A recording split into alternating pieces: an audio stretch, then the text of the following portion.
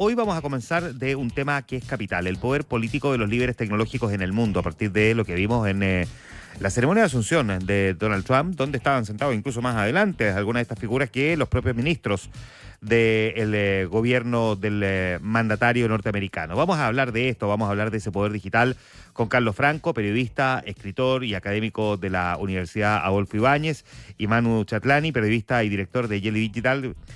Manu, Carlos, ¿cómo están?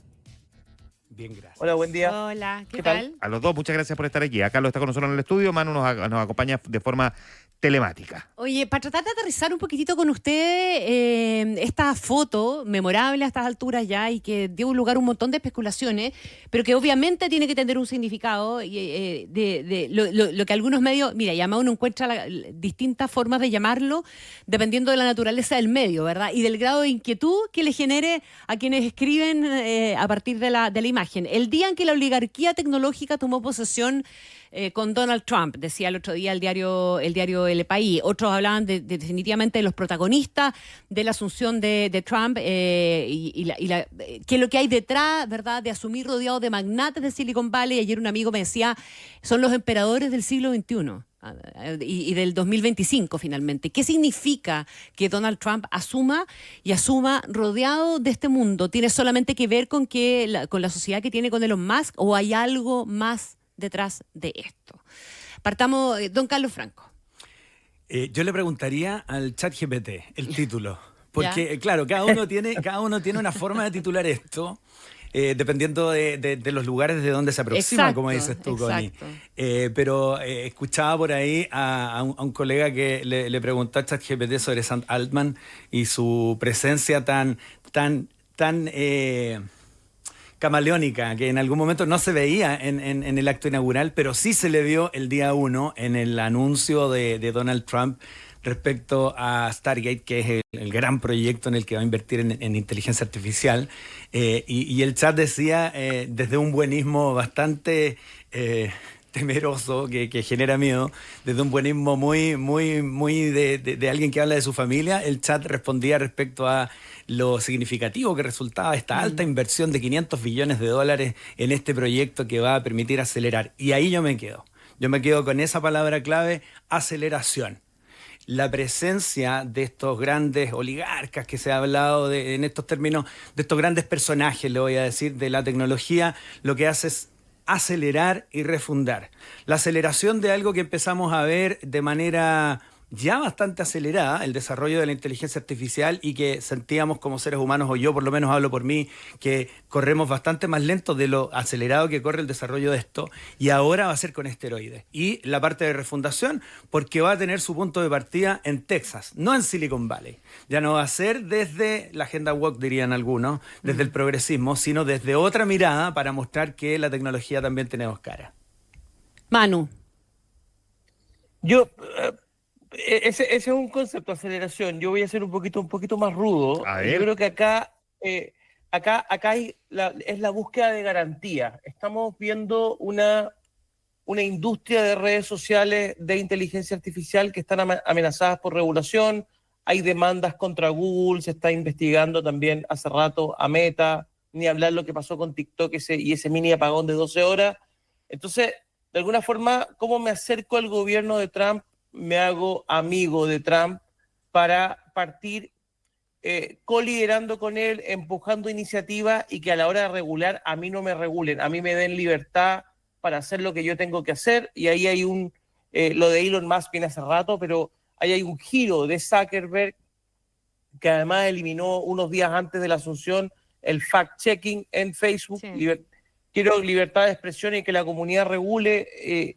Entre medio intentó replicar un montón de cosas para captar usuarios potenciales enojados por la baja de TikTok, pero hay esta mirada de nos vamos a sentar en el poder porque con el poder vamos a tener las garantías o algunas garantías para poder hacer lo que tenemos que hacer para empujar las distintas industrias. Y muchos de ellos están peleados entre ellos, ¿no?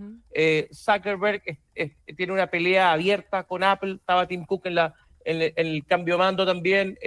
Sam Altman de OpenAI está en franca pelea con Elon Musk, que están demandados, pero oye, llegó el jefe 78 años, alineémonos acá y que ninguno de nosotros se convierta en un target durante su mandato, porque eso significa una arremetida de un gobierno que además sabemos que, como operó Trump antes, ¿no? Que cuando se le cruza una idea por la cabeza, sea mentira, verdad, esté en lo correcto o no, se enfrasca y se va de frentón contra eso. Entonces, ¿cómo me hago amigo? ¿Cómo compro esa amistad al comienzo para decir, hagamos cosas juntos más que ándate contra mí? Ahí hay un punto de partida. De hecho, The Verge, medio en Estados Unidos, habla de la nueva mafia de la tecnología en Estados Unidos, que nos ponemos de acuerdo para ver cómo armamos esto. Este es un gran punto y te pregunto entonces, Manu, y después a ti, Carlos, este excesivo protagonismo de los llamados magnates de Silicon Valley, de alguna manera eleva una cierta preocupación. Yo creo que no hay que ser experto en este tema como o a las tecnologías a las que se dedican para entender que aquí pueden haber potenciales conflictos de interés primero frente a este gobierno, especialmente en materia regulatoria, pero además porque son personas que tienen sus propias agendas y sus propios intereses y de alguna manera, acercándose de la manera en que lo han hecho con el presidente Donald Trump, eventualmente podrían estar generando algún tipo de influencia para favorecerse ellos, y favoreciéndose ellos puede terminar modelando a una porción muy importante de la sociedad mundial. Claro. Manu. Sí, a mí me preocupa más ese segundo punto que mencionaba ahí, Juan Manuel, que tiene que ver con, de alguna forma, porque está TikTok también, recordemos que el gerente general de TikTok en Estados Unidos estaba sentado al lado del director de inteligencia de los Estados Unidos. O sea, estamos hablando de que hace 2 días claro. Me acusáis de espionaje. Claro, entonces la mirada es, ellos son los dueños de los megáfonos donde los contenidos se difunden en Estados Unidos y en el mundo. Me estáis sacando contrapeso tanto en X como en Instagram y Facebook. Hay cada vez menos contrapeso de chequear qué es real, qué no es real y qué circule. Y además a alguien a quien le quitaron el megáfono, recordemos que al final del gobierno pasado de Trump, Facebook le suspendió la cuenta y Twitter, cuando se llamaba Twitter, estaba Jack Dorsey también, claro. Y ahora es bienvenido sea todo de nuevo, todo olvidado, vamos. Entonces, ¿cuál es el poder de ese megáfono y cómo eso va a afectar ciertas libertades y cómo puede pasar a llevar ciertas libertades de minorías en el mundo y en los Estados Unidos? Eso es súper preocupante, y que estén todos alineados.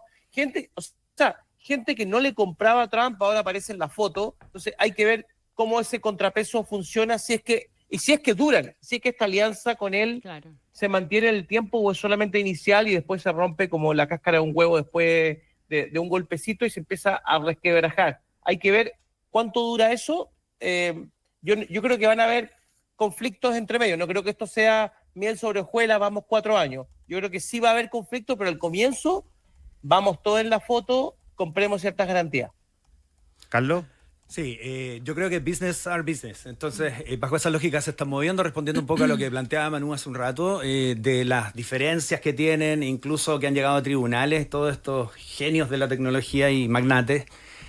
Por lo tanto, se han permitido una tregua bajo esta lógica de business are business, y están un poquitito respondiendo a esto que entendieron muy bien, que China, cuya presencia es bastante fuerte y poderosa y arrasadora en muchos sentidos, porque hay una codependencia virtuosa, diría alguien, entre las decisiones del Estado y los empresarios. Sabemos que en China este poder centralizado, pero a la vez con conexión global, hace que muchas empresas que tienen presencia global finalmente responden a intereses de lo que dice el Partido Comunista, digamos, a nivel central, digamos.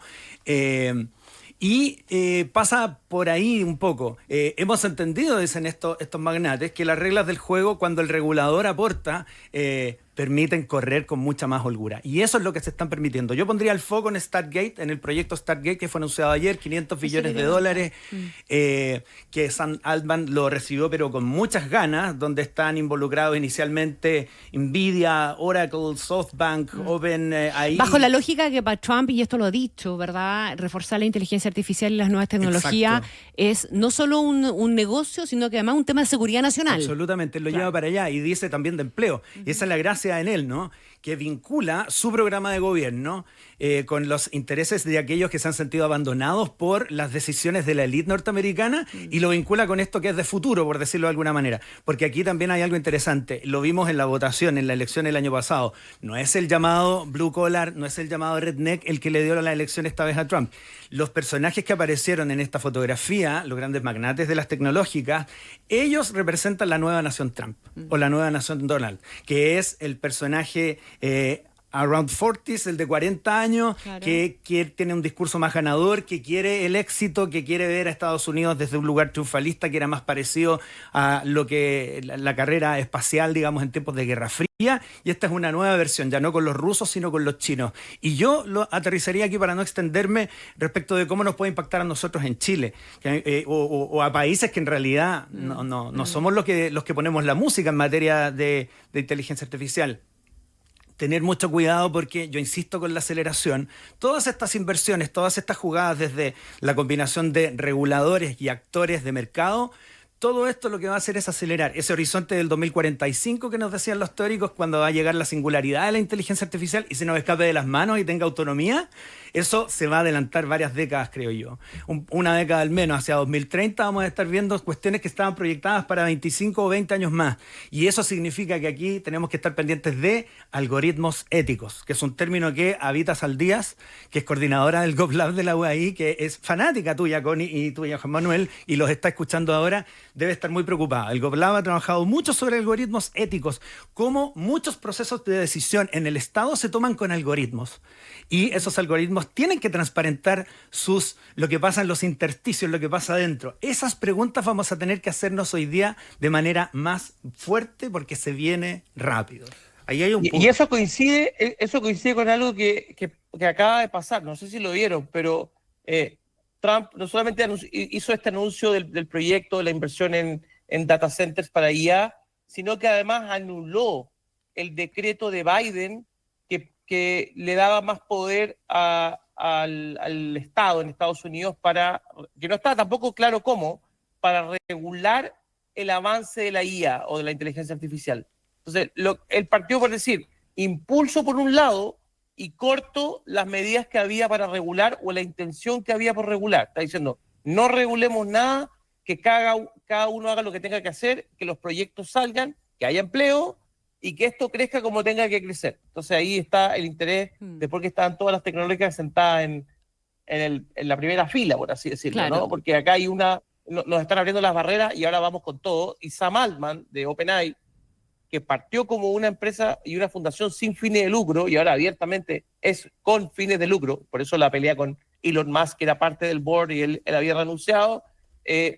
Ahora vamos por todo. Ahora no hay cortapisa, cortafreno, no hay nada. Ahora vamos a ir con todo. Y esto es una señal, no solamente en Estados Unidos, sino que para el mundo. Yo lo he dicho antes, los gobiernos y los estados que quieran protegerse de los avances éticos y todo de inteligencia artificial tienen que poder entender a la misma velocidad que está pasando para poder regularlo. Yo veo que los políticos están años luz de eso. Eso es un punto. O sea, las discusiones legislativas son análogas en una era digital. La velocidad con la que se discuten, la verdad es que pueden tomar mucho tiempo. Sam Altman fue al Congreso norteamericano hace un par de años y él mismo advirtió de los riesgos que tenían estos chats conversacionales y la inteligencia artificial y los riesgos, y que era necesario una regulación, cómo habría que interpretar la posición tanto de él como de estos otros personajes versus lo que ocurre en Europa, donde al menos están tratando de tener una discusión sobre buscar regulaciones a las Big Tech. Carlos.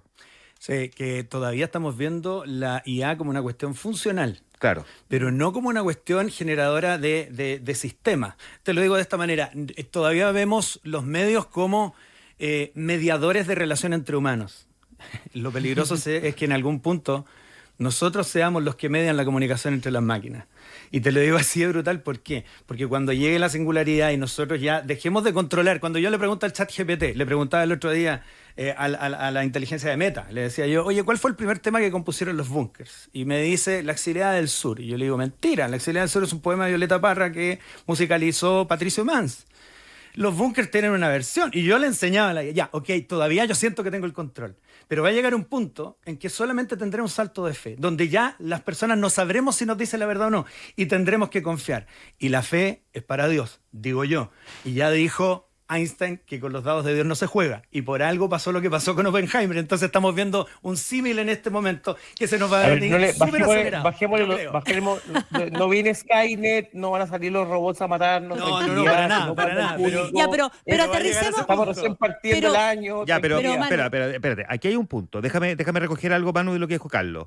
Porque si uno a uno que le gusta este tema, mira lo que los conocedores que además proyectan en la historia lo que está representando hoy día la inteligencia artificial, son capaces de compararlo con dos grandes revoluciones del mundo. La pólvora, que se crea con un sentido y termina siendo utilizado en armamento y derivando en misiles, y la energía nuclear, que termina siendo derivado en bomba atómica. O sea, dice, se crean con un sentido y terminan siendo utilizados en otro sentido. Y hay quienes temen que la inteligencia artificial haya buscado este sentido inicial que tú describes, y que finalmente termine siendo utilizado o termine administrándonos de una manera, claro, no como Terminator necesariamente, pero de formas bien difíciles de imaginar, Manu. Es correcto, pero insisto, acá el rol no es de los privados. Uno y acá esta es mi defensa, yo no soy ni pro Trump ni mucho menos, pero la innovación tiene que ir a un ritmo y tú no puedes frenar la innovación, no puedes ponerle... oye, no, está yendo muy rápido, necesito que le bajes 2 decibeles, que vayas un poquito más lento. Lo que tienes que hacer es acompañar esa innovación con una regulación lo suficientemente informada que pueda poner las cortapisas donde tenga que ponerlas. El problema, esto lo vemos desde el 2004, redes sociales, donde todavía hasta hace pocos años los parlamentarios que llevaban a Zuckerberg al Congreso no sabían cómo funcionaban las redes sociales. O sea, imagínate acá, están a años luz de poder entenderlo y de poder hacer las preguntas correctas, poder poner las leyes adecuadas, no solamente en Europa, en Estados Unidos, ni hablar de Chile y el mundo, ¿no? Estamos bastante lejos en lo que pasa a nivel privado y lo que pasa a nivel estatal. Y ese gap es un problema, y ese problema va a ser cada vez más grande, o va a tender a ser cada vez más grande. Necesitamos autoridades mejor preparadas para poder entender, frenar cuando haya que frenar, acelerar cuando haya que acelerar y saber qué actor no está cumpliendo con lo que prometió para poder frenarlo, digamos, a tiempo. Manu, Carlos, eso requiere necesariamente entender cuál es el alcance de todo esto. O sea, si yo sé para dónde va, si yo abro la puerta para que corran, porque eso es un poco lo que está haciendo Trump, ¿verdad? Estoy abriendo la puerta para que corran tranquilos, vayan y corran, hagan lo que tienen que hacer. Pero tengo que más o menos visualizar o poder imaginarme cuál es el alcance de esa libertad que yo estoy dando hoy día. Y yo creo que es ahí donde tenemos la duda. ¿Cuál es hasta dónde puede llegar esto? Porque lo que hemos visto hasta hoy día básicamente genera ciertas aprensiones, y de esas aprensiones viene y en algunos casos los excesos regulatorios finalmente, ¿verdad? Me quiero anticipar pero ¿tú crees que alguien tiene totalmente claro cuál es el alcance de esta cuestión? No. Ese es el punto. No, porque se va descubriendo en el camino, y es un camino acelerado. Uh-huh. Pero el detalle es, y aquí... ¿Acelerado o desenfrenado? Desenfrenado, ambas, diría yo. Claro. Podría, a partir de ahora diría yo desenfrenado. Ojo que no estoy diciendo con esto que van a venir robots a invadirnos y vamos a terminar peleando físicamente con robots, sino el establecimiento de las reglas de aquello que entendemos como códigos de comunicación, que socialmente nosotros discutimos en escenarios de comunicación. La sociedad científica discute si esto es bueno o es malo en materia médica.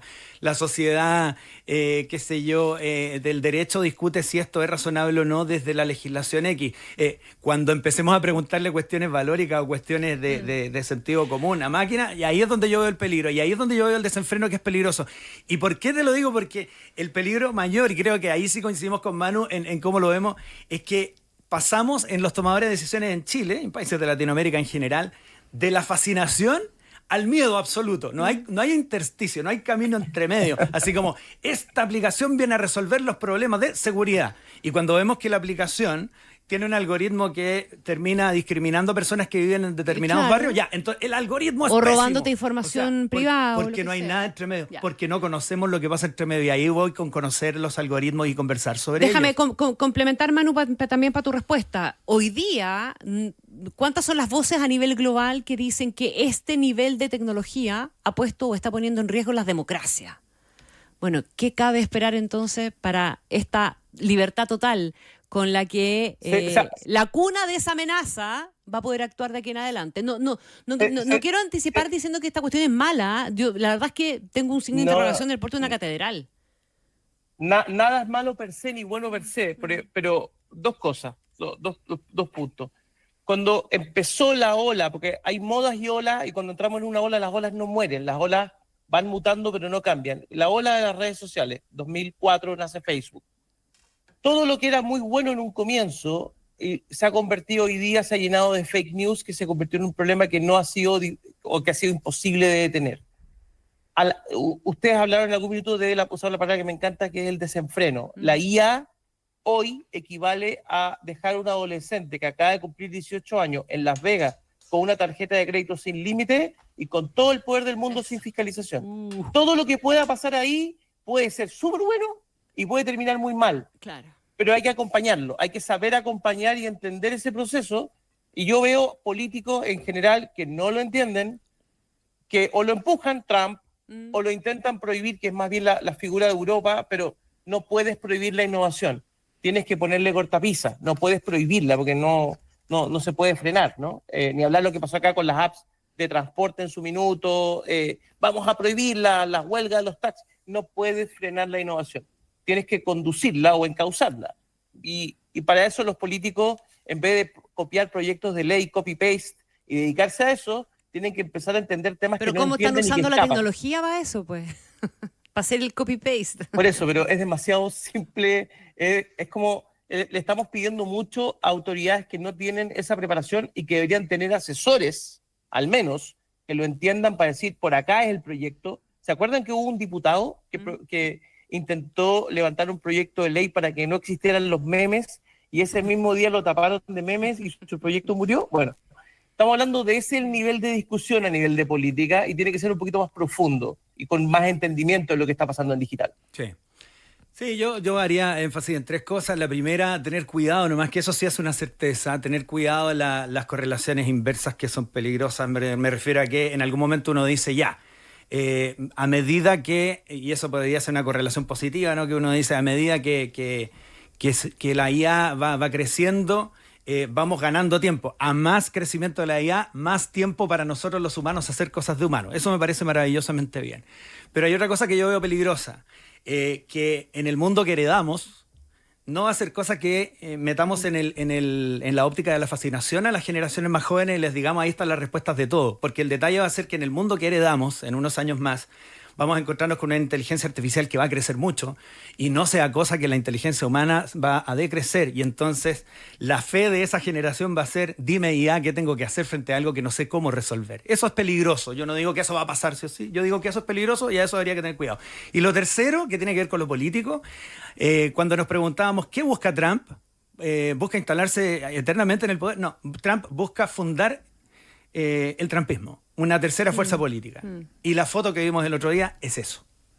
Lo que estamos presenciando es una tercera fuerza política que desafía las leyes de cómo se ha entendido la democracia moderna desde que la fundó los Estados Unidos en 1776, y eso es bastante relevante.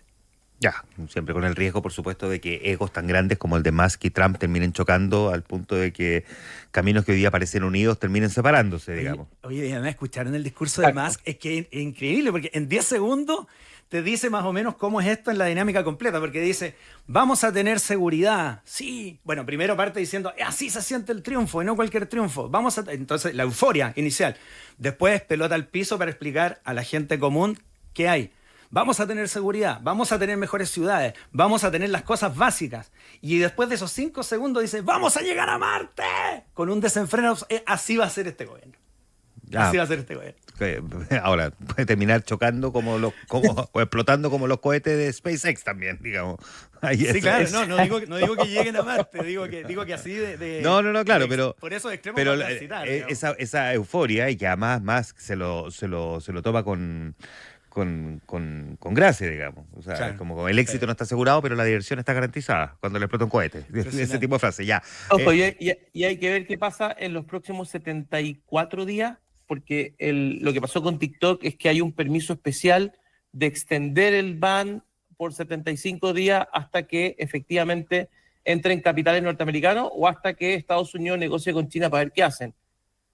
Esto no quedó arreglado para siempre, tiene un plazo, y lo que está empujando Trump así abiertamente es que Elon Musk compre TikTok siempre que esté interesado. Ya está buscando que el comprador también. Claro, y que Trump lo respalda plenamente.